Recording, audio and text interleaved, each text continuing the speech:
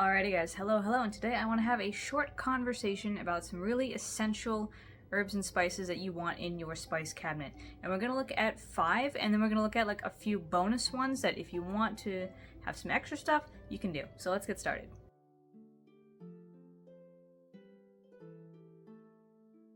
So right off the bat, certain herbs and spices can get pretty expensive, right? Having a ton of different bottles of herbs and spices, that can add up pretty quickly. And I personally like to have a large array of different spices because, they last a good amount. You're not using a ton each time, so if you buy a good sized bottle of nutmeg, that's going to last you a long time, sure. But the reality is, not everyone can afford to do that.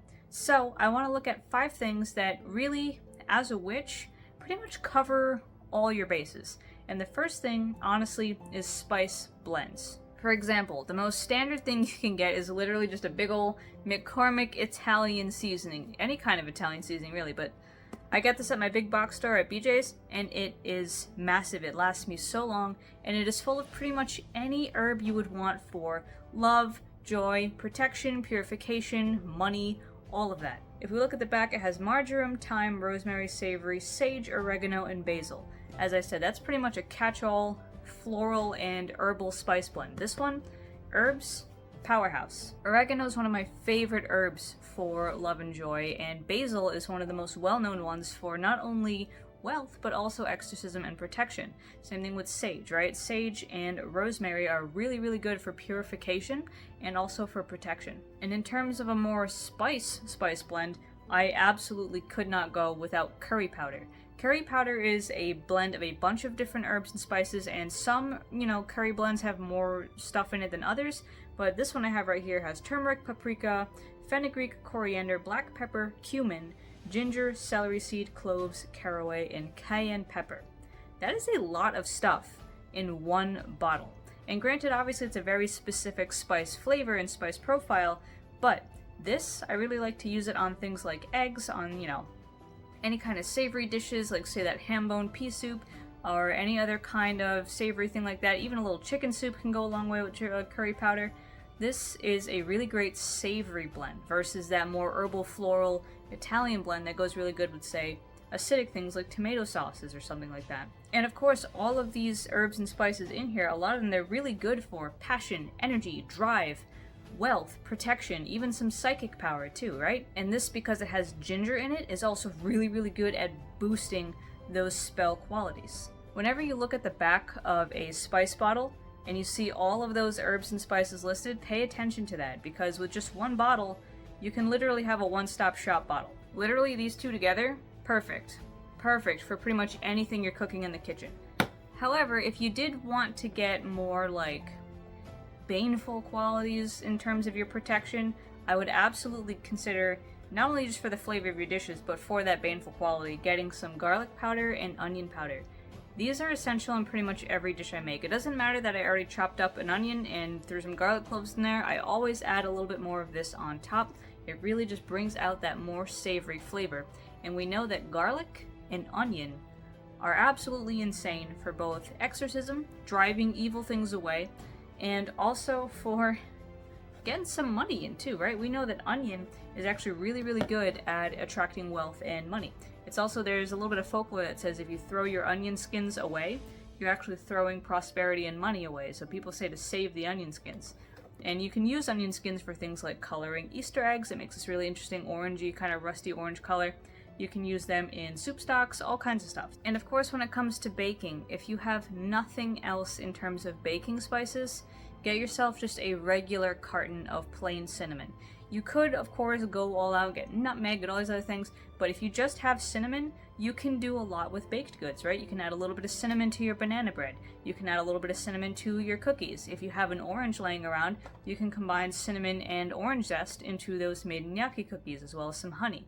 There's a lot you can do just with cinnamon, because cinnamon is kind of that main flavor in a lot of your favorite classic dishes, like apple pie, or those made gnocchi, gingerbread kind of cookies, anything like that. And it's also really, really good for, chilies. Actually, I find myself putting this a lot in more Middle Eastern and also Latin American inspired dishes. Anything like taco night or chili, anything like, shakshuka, I do like to put cinnamon, especially with oregano. It just has a different flavor profile together that goes really well. So it's not just a baking spice, it's a savory spice too. And in terms of magic, if you don't like spicy peppers, cinnamon is a really great alternative because cinnamon does a lot of the same things. It's ruled by the sun, fire, and it's awesome for boosting up that passion, creativity, luck and wealth and abundance, and it's still very protective too. Even just without food, I mean, if you draw a line of cinnamon, it keeps ants away. So you can think of it in a spiritual context that when you put a line of cinnamon down, it also keeps pests, nuisances, bad energy all out of your space. And in terms of money, there's that age-old superstition or, witchy tradition. On the first of the month, you put a little bit of cinnamon in your hand and you blow it through the doorway, and that's supposed to bring you money through the rest of the month. So cinnamon, top tier, functional, magical, really, really, really great spice. And now, of course, if you do have space in the budget for more than 5 things, you can look for a couple extra, and honestly, I would say, to prevent your space from getting super overcluttered, maybe keeping it to 10. I like to have a lot of different herbs and spices because I like to separate those specific flavors and use them in a lot of different ways, but if you're going to get a couple extra, I really do think it is worth it to have things like what I'm about to show you. So the first one, honestly, straight up, just have a nice bucket of oregano. I will tell you, oregano is my most used herb in the kitchen because while Italian seasoning is really great and really, just functional and versatile, it does have a tendency to make pretty much anything taste like spaghetti sauce, right? Because that's the flavors we associate most strongly with spaghetti. Now, just plain oregano, like I was saying with cinnamon, you can make a lot of different flavor profiles when you start combining oregano and cinnamon together. Oregano is also a really easy perennial herb to grow outside. So, I mean, if you wanted to have a garden, you could very easily just pop that in the ground and it'll go right on its merry way. And it's really good for love, joy, and just general, happiness. It's a really good herb for that, and it doesn't do much else. So again, it is very specialized. It's not much of a money-bringing herb unless maybe if you really twist it, right? You could ask oregano to bring you money if money makes you happy, but it's not its main talent. Its main talent is just general everyday love and joy. So it's really good for those date night meals, love-centered kind of things. Not something I would recommend for money spells, but not impossible to use.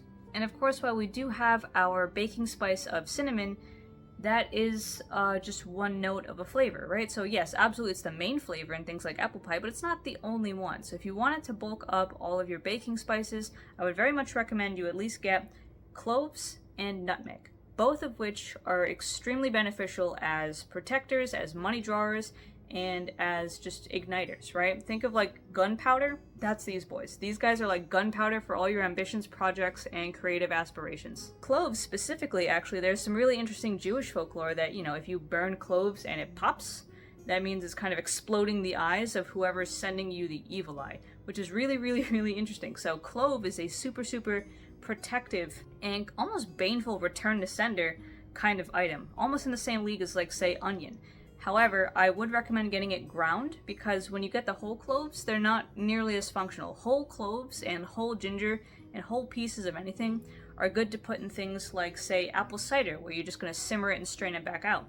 But if you want to have it easily absorbed and not have anyone break a tooth on a random stray clove of, clove, get the ground stuff. Likewise, nutmeg is kind of the same deal. Nutmeg is, these little tiny nuts, and the outside of the shell, if you grate those, is actually called mace. If you've ever heard of mace, it's the outside of the nutmeg shell. The inside is regular old nutmeg, and it has a lot of the same qualities as clove, but a very different flavor profile. It's not nearly so sharp on the nose, and it's a little bit more bitter, a little bit more, almost not really smoky, but different. And this, not only do I put it in baking, but it is possible to put this in some things like, say, sausage and peppers that I've made before. My mom says that you put a little bit of nutmeg in that red sauce, and it elevates that flavor in a way that separates it from regular old, Italian red sauce. Another thing, and I know people are going to goof on me a little bit, but I do suggest having a little bit of freeze-dried parsley. Parsley fresh is honestly the best parsley you can get because it has this kind of almost not spicy, but it's got a snap to it. It's got almost like a celery type snap. If celery were a tough guy, that's the flavor of parsley. And it's really nice as a garnish on things, but even in a freeze-dried form, if you add it towards the end of a dish, it can add a little bit of a lift. And given that it's very different from the other associations of these herbs, which are very water and fire heavy, Parsley is ruled by air, which means it's really good with communication and other such things, and in its lore is really associated as a funeral herb. So it's kind of purifying, it's protective, but it's also communicative because of that air element. So definitely consider just having, even if it's just freeze-dried, on your plate. And now this one is totally optional because not everybody likes spice. But if you do like spice, and you don't want to just have cinnamon in all your stuff, get yourself some kind of spicy pepper. It can be cayenne. I also have, Carolina Reaper peppers because we really like spicy food. But even just regular old crushed red pepper, big bottles of it. I use these all the time, and I put them in a dish at the same time as I put my garlic. It doesn't matter what dish it is. If it's spaghetti, if it's curry, if it's, taco night kind of thing, I will add this in with the garlic just to kind of activate it and toast up the flakes a bit. And it adds a really nice spice, and it also has those really could be baneful, could be blessing qualities, right? You could absolutely use this to light a fire under your ass and really spark up that energy and that motivation for projects. You could use this to draw in money, right? Because it's got many different flakes, and it's all about ambition and power. But you could also use it as a hex, and not like just a return to sender hex, an actual hex. I know there's a lot of memes with like the lemon hex and the chili pepper flakes, but if you're a kitchen witch, obviously you're not putting dead bees in your soup. So having something like this that has that real bite that can snap and really hurt, especially the hotter the pepper is, if you want to do baneful work, get yourself something spicy. Remember, disclaimer, do not put too much spice for a person to handle. If they cannot handle spice, putting too much could actually physically hurt them, and then you'll be in legal trouble for poisoning. Do not do that. Everyone can handle a little bit of spice. If you want to make people uncomfortable, a tiny bit of a milder spice like paprika, hot paprika, or this kind of pepper, that could send a good message.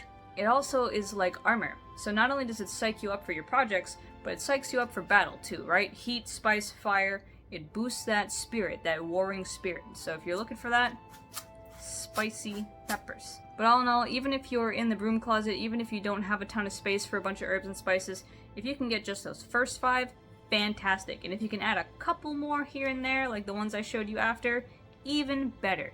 You are set to do so much really good magic just with those spice blends, just with those. So keep that in mind as you go shopping and as you consider what you can do in your spell work. Keep an eye out for the amounts of stuff listed on all the different kinds of herb blends, and have a happy time in the kitchen, and make sure you don't poison anybody. So with that, I will see you guys in a couple weeks for our herb of the month for August. See ya! By the way, if you want to see these videos 2 weeks earlier, consider subscribing to my Patreon, where you not only get all these videos, but also recipe cards, specific deity profiles, and lots of other interesting things to look at. Video tiers start at $10 a month, so definitely consider checking it out.